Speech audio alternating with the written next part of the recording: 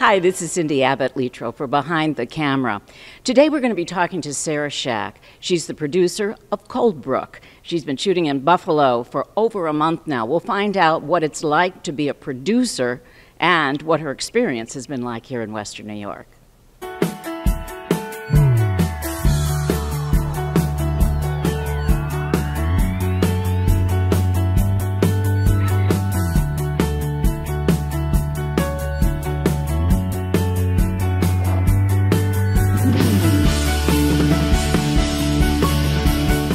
Sara, you have been in the Western New York area for about, 4 weeks now. Your title is producer. Could you, first of all, explain to me what does it mean to be a producer for a film? Well, the producer's kind of got the catch-all job. You know, we're involved right from the very beginning. In fact, I came to Buffalo the first time in March, and I think I met you then. We came back again in the spring, and then we came back for filming starting at the end of May, five or 6 weeks now. And so a producer, our job is to work with the community, work with the film office, source financing, figure out all the suppliers, help with hiring the crew, kind of just a little bit of everything.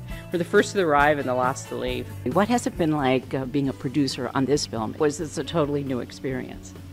Every place is a new place and has its nuances and stuff. So it was very interesting for me to come into Buffalo, a place that's in this time in your film history where you've got a lot of opportunity and a growing history in the industry.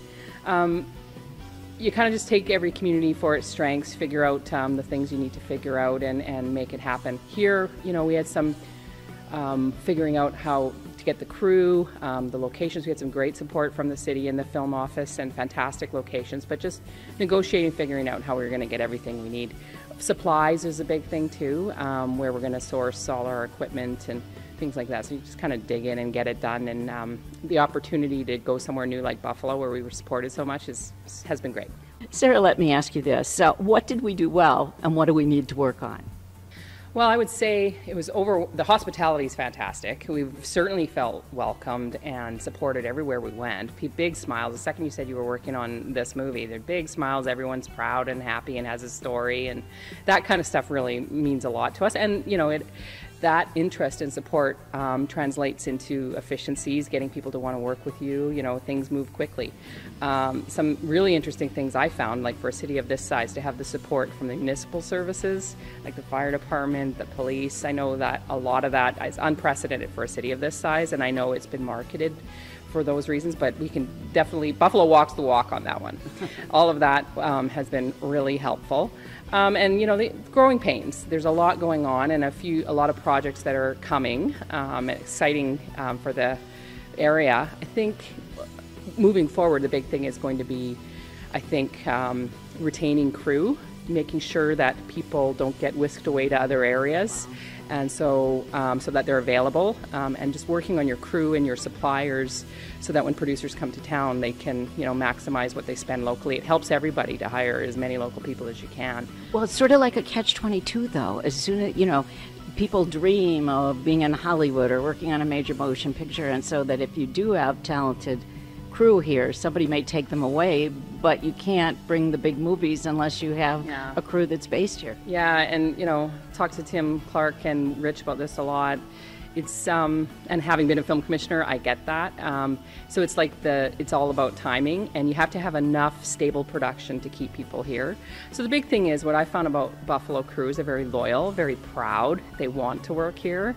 So I think if there was continued kind of dialogue with them about the importance of working at home, and just the volume of productions that come to town, that'll start to switch where people will be able to stay home and work local. I know for us, our crew, a lot of them have been scooped up onto future projects. So it's very good for a future producer to come in and take what they can from an existing project. So keep the momentum going, keep those crews turning around, and people might be able to stay and live in Buffalo. You mentioned that you were a film commissioner yourself, and I don't know if they can hear that little bit of an accent there. You're Canadian. I'm Canadian. I'm from British Columbia, but I live now in Alberta. And yeah, I was a film commissioner in a number of areas in Canada for a while, and I met Tim Clark, over 10 years ago in that world. So I've been a private sector producer for 7 years. This is my 6th movie that I've done. First one of this kind.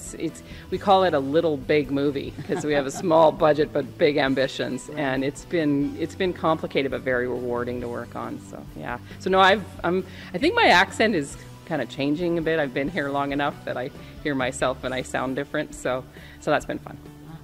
What's the difference between Canada and the United States? Well, Canada's interesting because we depend a lot on public funding for our films. The Canadian model is built on a lot of public involvement, and here it's very market driven. You know, you have a budget, the market's got to dictate your success. We certainly have tax credits and supportive ones in this area, which is great and a big reason why we're here, but you have to build market driven shows. You can't count on public financing to make a movie go in down here.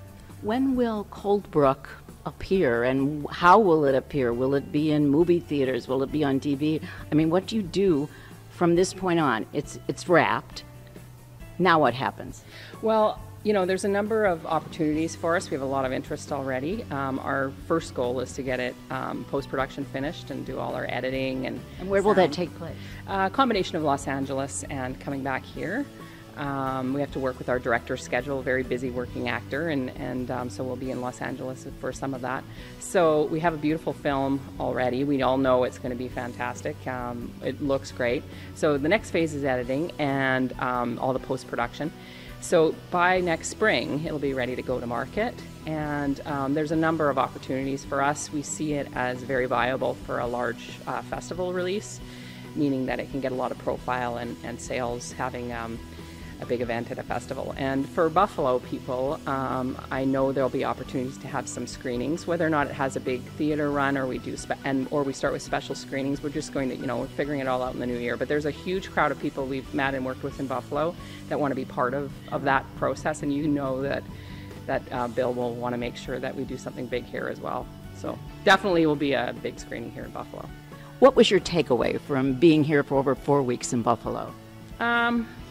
When I first got here, I heard this, city of great neighbors concept. And again, everyone I met and have worked with along the way has really proven that to me. So, we've had our hurdles and we've had some amazing opportunities. This is a roller coaster ride, making an independent film of this magnitude. So for me, the takeaway is just, head down, know that things are going to work out and that all these people in Buffalo are here to support us. We've had to make some course corrections along the way and figure some things out. But, at the end of the day, we got our movie made. It's a fantastic movie and made a ton of friends. And we're really proud of it, and Buffalo will be too. Thank you, Sara Shaak, for talking to me, and thank you for shooting here in Buffalo. And we'll see you next time on Behind the Camera.